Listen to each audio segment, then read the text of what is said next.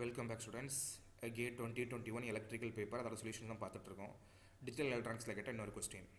A 16-bit synchronous binary up counter is clocked with a frequency of clock. The two most significant bits are ORed. ORed என்ன பண்ணுறோம்? Add பண்ணுறோம். Together to form an output Y. Measurements shown that the output Y is periodic. And the duration for which Y remains high in each period is 24 millisecond. அப்போ Y வந்து ஹையாக இருக்கும்.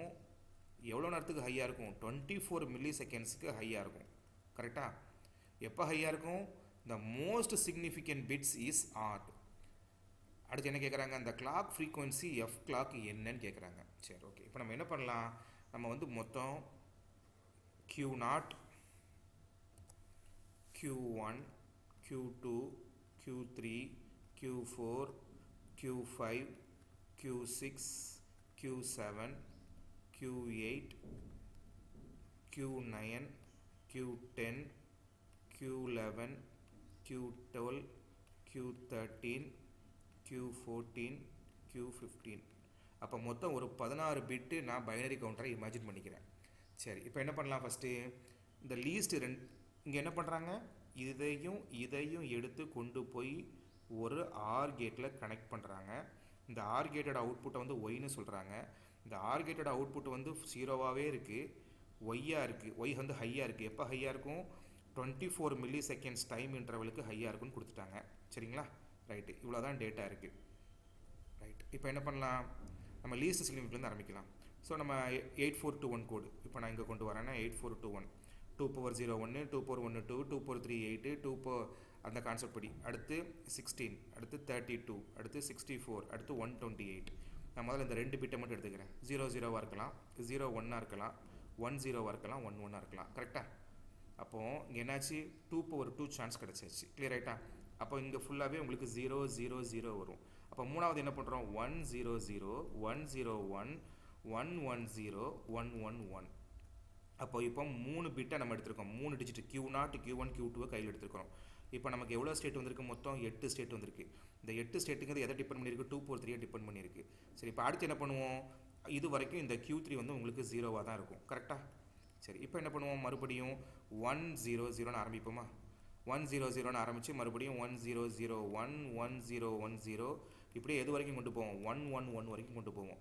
Actually இது வரைக்கும் நம்ம வந்து சப்ஜெக்டில் டிஜிட்டல் எலக்ட்ரானிக் சப்ஜெக்டில் படிச்சிருப்போம் 2^4 16 ஸ்டேட்டு. கரெக்டாக? அப்போ நீங்கள் நல்லா பாருங்கள், 2 இன்புட்டை கையில் எடுத்தால் எனக்கு 2^1 2^2 ஸ்டேட்டு கிடைக்கும். 3 இன்புட்டை கையில் எடுத்தால் 2^3 ஸ்டேட்டு. 4 இன்புட்டை கையில் எடுத்தால் 2^4 ஸ்டேட்டு. இல்லை நான் என்ன சொல்ல வரேன்னா, ஆக்சுவலாக எப்போ ஹை கிடைக்கும்? இந்த 2^3 கடைசி ஃபுல்லாக 1 ஆனால் 2^4 எப்போ ஹை கிடைக்கி? இந்த கடைசி 8 மட்டும் 1 ஆனால் கிடச்சிருது. கிளியர் ஆகிட்டா உங்களுக்கு? அப்போது நமக்கு எப்போ வரைக்கும் அவுட்புட் கிடைக்காதான்? இது வரைக்கும் இந்த ஸ்டேஜ் வரைக்கும் உங்களுக்கு அவுட்புட் கிடைக்காது. ஏன்? இதுக்கு அப்புறம் தான் நீங்கள் ஆர் பண்ணுறீங்க. அப்போ இந்த ரெண்டில் ஏதாவது ஒன்று ஹையாக இருந்தாலும் உங்களுக்கு அவுட்புட் ஹை ஆயிரும், ரெண்டுமே ஹையாக இருந்தாலும் அவுட்புட் ஹை ஆயிரும். அப்போ என்ன கான்செப்ட் இதிலேருந்து சொல்கிறாங்க? மொத்தம் 2^0 ஒரு ஸ்டேட்டு, 2^1 2 ஸ்டேட்டு, மொத்தம் 2^16 ஸ்டேட் இருக்குது. டோட்டல் அவைலபிள் ஸ்டேட் வந்து 2^16. கரெக்டாக? டோட்டல் ஸ்டேட் எவ்வளவு? 2^16 ஸ்டேட்டு. இதில் எது வரைக்கும் உங்களுக்கு அவுட்புட் கிடைக்காது?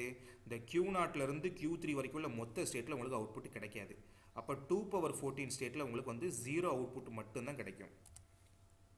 அப்போ 2^14 ஸ்டேட்டில் உங்களுக்கு வந்து 0 அவுட்புட் தான் கிடைக்கும்.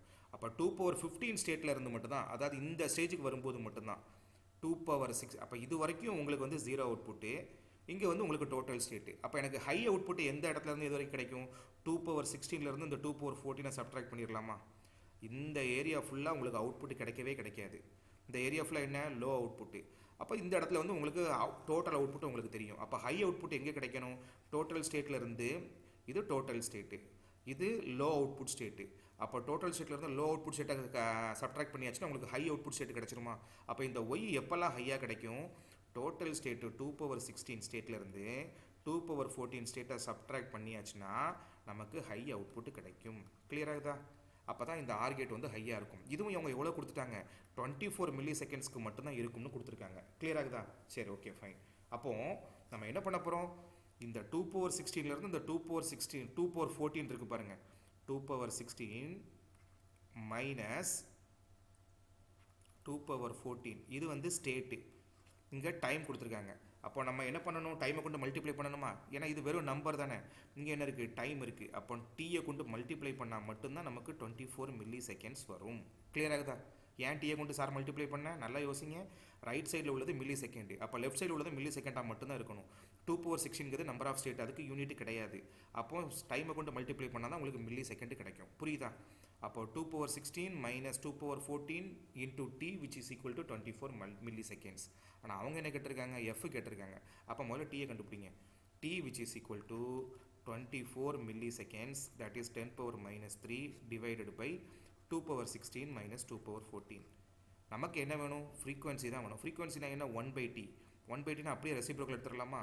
ஸோ இதிலிருந்து f is equal to 1/tன்னு நீங்கள் சப்ஸ்டியூட் பண்ணிங்கன்னா 2 power 16 minus 2 power 14 divided by 24 into 10 raised to minus 3. Correct ஆகிட்டா? சரி, அப்போது 2 power 16ங்கிறது எவ்வளவு, 2 power 16. இப்போ நமக்கு 2 power 16 கண்டுபிடிக்கணும். 2 power 16 நம்ம எப்படி எழுதிக்கலாம், 2 power 16 is equal to 2 raised to 4 into 2 raised to 4 into 2 raised to 4 into 2 raised to 4னு போட்டுக்கலாமா. 2 raised to 4 என்ன, 16. 16 into 16 into 16 into 16. 16 into 16னா 256 into 256. அப்போ அந்த ரெண்டையும் மல்டிப்ளை பண்ணால் நமக்கு எவ்வளோ ஆன்சர் கிடைக்கும், 65,536 மைனஸ். இப்போ எனக்கு 2 power 14 வேணும். 2 power 14 என்ன, இந்த கடைசி டிஜிட்டை மட்டும் ரீப்ளேஸ் பண்ணிவிட்டு நம்ம என்ன 2 power 2னு போட்டுக்கலாமா.